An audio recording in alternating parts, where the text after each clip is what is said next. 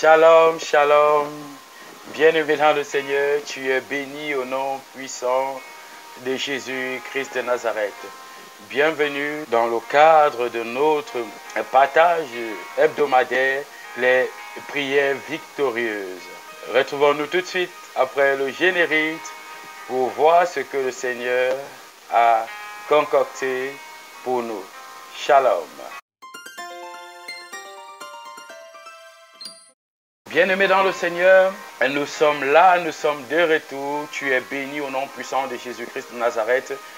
Et la dernière fois, par la grâce de Dieu, nous avons essayé de définir c'était quoi la prière de par le monde, c'est-à-dire le dictionnaire Larousse, par les religions. Et nous avons essayé d'amener le peuple de Dieu à comprendre c'est quoi la prière de par Dieu.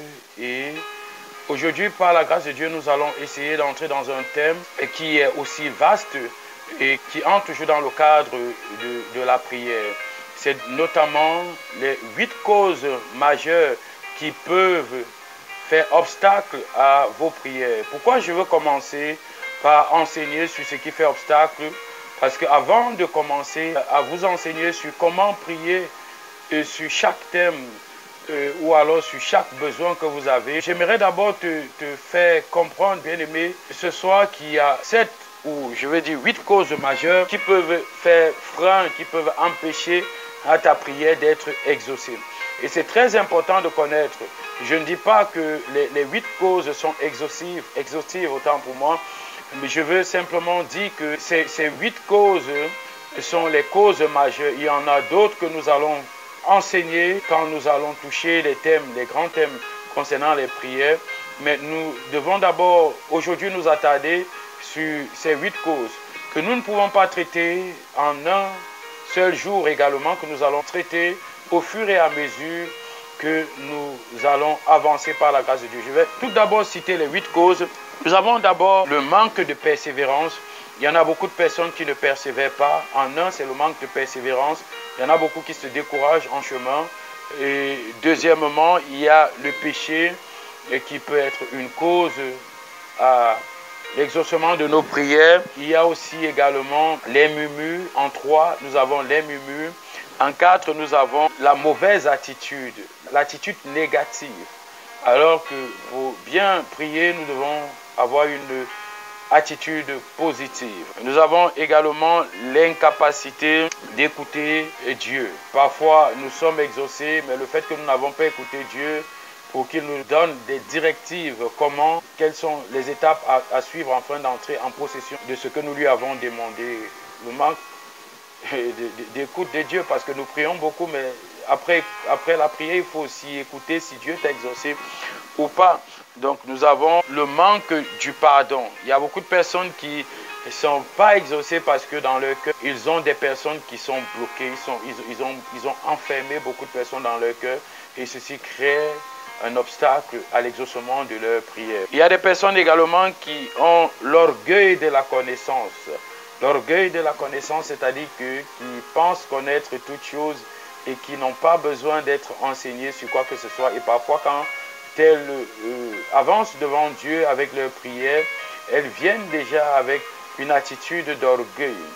Et ça, c'est très mauvais. Bien, en 8e chose, nous avons le manque de connaissance de la parole de Dieu. Le manque de connaissance de la parole de Dieu, parce que Dieu ne nous exauce pas parce qu'il n'exauce pas nos paroles, je veux dire, il exauce ses paroles à lui.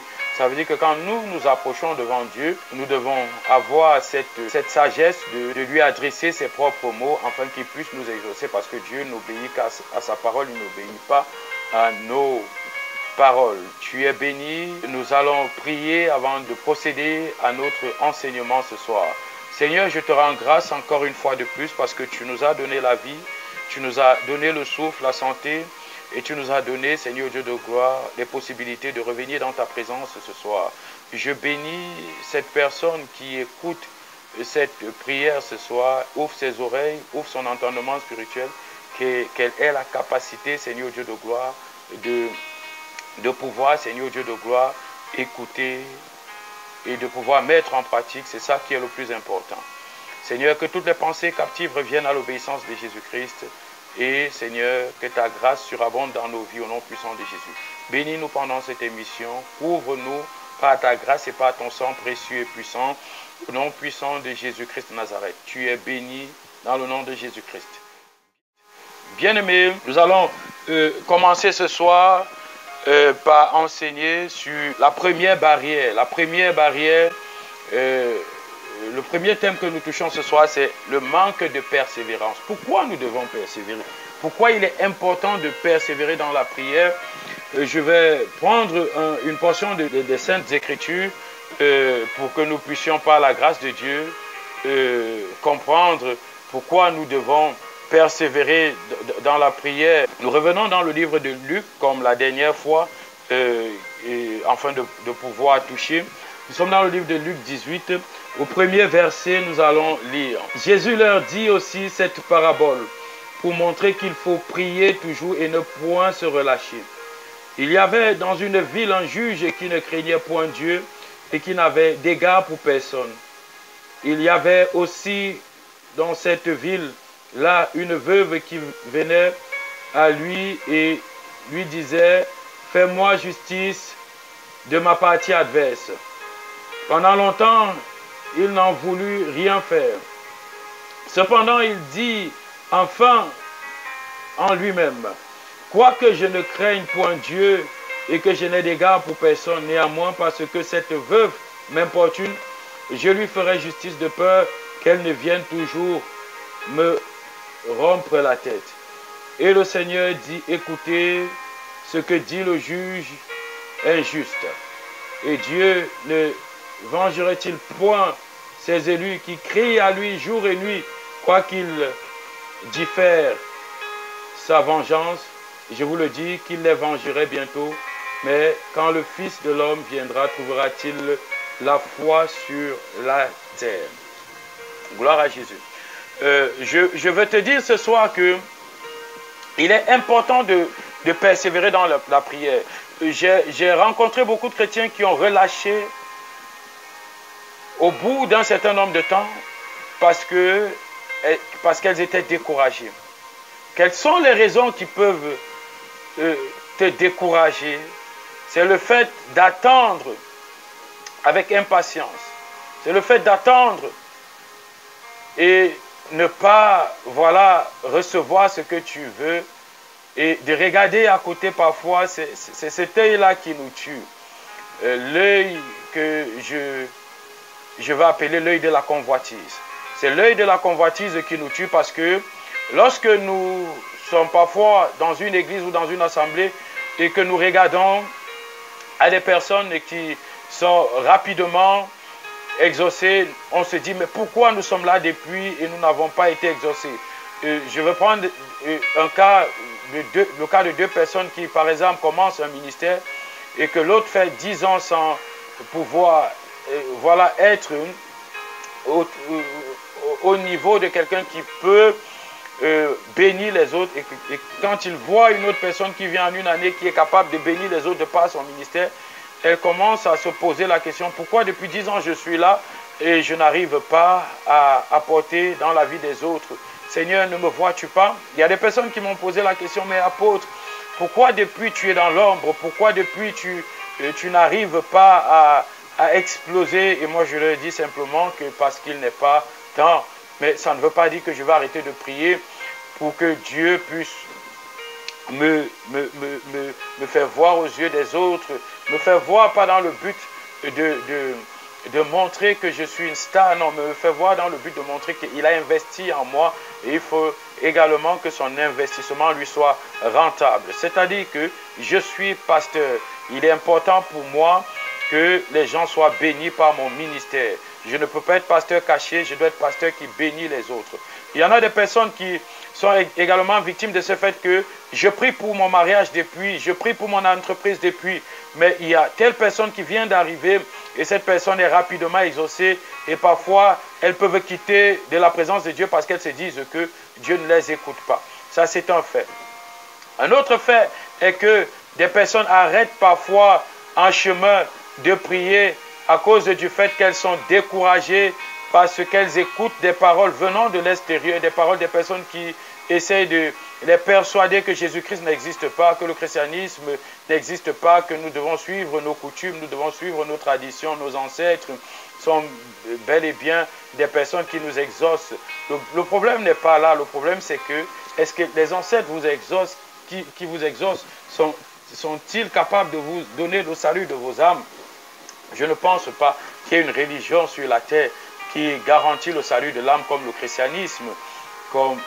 Et beaucoup de religions peuvent vraiment vous exaucer dans la chair, mais pas vous donner le salut de l'âme. Jésus-Christ ne te donne pas seulement ce que tu as besoin sur la terre, mais il te donne en premier le salut de ton âme avant de compléter avec la grâce, les bénédictions sur la terre. Donc, nous sommes frustrés par ce fait parce que nous ne persévérons pas et nous arrêtons en cours de chemin. Et parfois, lorsque nous arrêtons en cours de chemin, c'était peut-être à ce moment que Dieu avait prévu de nous exaucer. Et là, nous quittons sur le champ de bataille sans être exaucés. Nous sommes donc en ce moment, voilà, découragés alors qu'il restait un peu de temps, ou alors il restait même beaucoup de temps. Mais pourquoi t'arrêter? Pourquoi t'arrêter, bien-aimé? Tu ne dois pas t'arrêter, tu dois persévérer.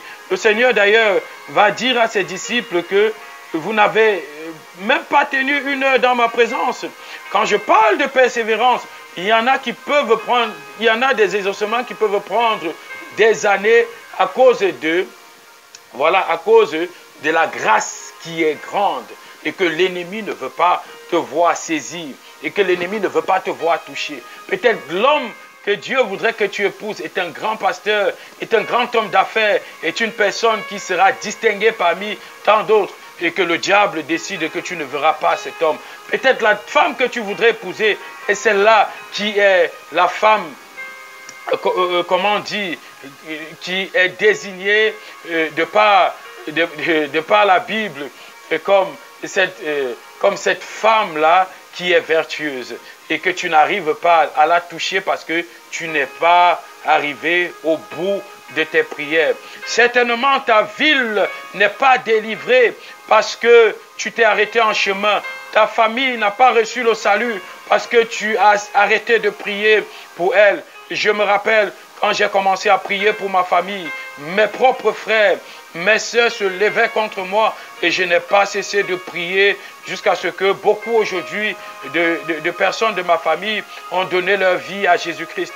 Il y a toujours le diable qui viendra te dire, mais Thierry, pourquoi tu pries? Mais Jean, pourquoi tu pries? Et il va pousser des personnes pour qui tu pries à t'insulter, à te manquer de respect, simplement dans le but de te faire croire que tu ne dois pas persévérer. Bien-aimé, persévère. Ne t'arrête pas surtout en chemin parce que la victoire est là et certainement la victoire, tu la toucheras au bout de ta persévérance. Nous devons persévérer. Daniel 10, à partir du verset 11, nous enseigne que Daniel était confronté à une situation où il priait pour le peuple d'Israël, même pas pour lui. Et Daniel 10 à partir du verset 11, je t'invite à lire ça. Et la Bible va dire, je vais lire avec toi. Puis il me dit, Daniel, homme bien-aimé, sois attentif aux paroles que je vais te dire. Et tiens-toi debout à la place où tu es, car je suis maintenant envoyé vers toi. Lorsqu'il m'eut ainsi parlé, je me tins debout. Et je me tins debout en tremblant. Il me dit, ne crains rien, car dès le premier jour où tu as eu à cœur de comprendre et de t'humilier devant ton Dieu, tes paroles ont été entendues et c'est à cause de tes paroles que je viens. Le chef du royaume des Perses m'a résisté 21 jours, mais voici Michael, l'un des principaux chefs, est venu à mon secours et je suis demeuré là auprès du roi de Perse. Le roi de Perse ici, c'est certainement le diable. C'est certainement l'ennemi, le sorcier, la sorcière qui empêche ta prière d'être exaucée, la personne qui bouscule pour que tu ne sois pas exaucé. N'oublie pas que l'aveugle Bartimée également à crier, Jésus, Jésus, fils de David, viens me délivrer. Et la foule criait après Bartimée pour empêcher que sa prière ne soit écoutée par le Seigneur Jésus-Christ. Cette foule qui peut te pousser à ne pas persévérer, ce roi de Perse qui peut te pousser à stopper tes prières. Non, Bartimée n'a pas arrêté, Bartimée a persévéré jusqu'à ce que Jésus a dit, viens Bartimée. Daniel également a persévéré après 21 jours et le Seigneur va envoyer Michael au secours de l'ange qui devait venir avec le message que Daniel attendait de l'Éternel. Et quand l'ange viendra, il va rappeler à Daniel que c'est à cause de ta persévérance. Mais écoute-moi, depuis le premier jour que tu as envoyé ta prière, bien-aimé, avant même que tu ne penses à prier, le Seigneur a écouté ta prière. Qu'est-ce qui nous amène donc à persévérer? Qu'est-ce qui nous pousse à persévérer? C'est que nous ne sommes pas seuls dans ce monde. Il y a le fait que le diable et ses agents font obstacle. Et c'est comme ça que le monde spirituel est constitué, le spirituel qui commande sur le physique. Avant que ta prière ne se matérialise physiquement, spirituellement, elle doit traverser un certain nombre d'étapes. Et c'est quand tu persévères dans la prière que le Seigneur bouscule avec autant d'anges pour que tu puisses recevoir ce que tu as demandé à l'Éternel, le Dieu des armées. Nous ne devons pas donc à cet effet nous arrêter en chemin en disant que ah Seigneur, depuis que je prie, ah Seigneur, pourquoi tel est exaucé. Nous n'avons pas les mêmes bénédictions qu'un tel, nous n'avons pas les mêmes ministères qu'un tel, nous n'avons pas le même mariage qu'un tel, nous n'avons pas les mêmes ADN qu'un tel. Chacun a son ADN, chacun a son appel et chacun devrait savoir que la bénédiction de l'autre n'est pas semblable à la sienne. Du coup, tu dois comprendre une chose, bien-aimé dans le Seigneur, c'est à cause de la lourdeur, c'est à cause de la puissance je veux dire, de ta bénédiction que l'ennemi peut se lever et faire obstacle à cela. Je t'invite donc à comprendre quelque chose ce soir et que tu dois persévérer dans la prière. L'apôtre Paul va d'abord, d'ailleurs nous dit dans le livre de Thessaloniciens 5, verset 17, prier sans cesse. Dans le Colossiens 4, verset 2, persévérer dans la prière, veillez-y avec action de grâce. Alléluia, gloire à Jésus. Nous devons donc à cet effet savoir que la persévérance amène à l'exaucement de nos prières, quel que soit le temps que ça prendra. Bien-aimé, il faut persévérer. Je peux aussi te dire qu'il y a des personnes qui parfois sont déjà exaucées et qui continuent à persévérer sur quelque chose qui a été déjà fait. C'est pour ça que dans la suite de notre programme, les prières victorieuses, nous parlerons de ces cas-là. Aujourd'hui, c'était le cas de la persévérance. Si le juge inique a d'ailleurs écouté la prière de la vieille, pourquoi Dieu n'écoutera pas ta prière après persévérance? Pourquoi les anges ne se déploieront pas pour venir combattre afin que les grâces atterrissent dans ton grenier? Persévère, bien-aimé. Je vais de ce fait, bien-aimé, clôturer ce programme en disant cette prière pour toi. Seigneur, je bénis aujourd'hui tes enfants qui partageront cette parole avec nous et qui auront la capacité de transmettre aux autres. Car Paul pouvait dire ce que je t'ai transmis, transmets aux autres. Je prie au nom puissant de Jésus-Christ que ce que je n'ai pas pu donner et que d'autres enseignants de ta parole puissent compléter et que tes enfants soient bénis. Que tous ceux qui, Seigneur Dieu de gloire, seront à l'écoute de ce programme soient bénis et délivrés du manque de persévérance dans leur prière. Vous êtes bénis au nom puissant de Jésus-Christ. Shalom. Que Dieu vous bénisse abondamment. On se retrouve la semaine prochaine pour parler, par la grâce de Dieu, du péché qui peut aussi faire obstruction à nos prières. Shalom.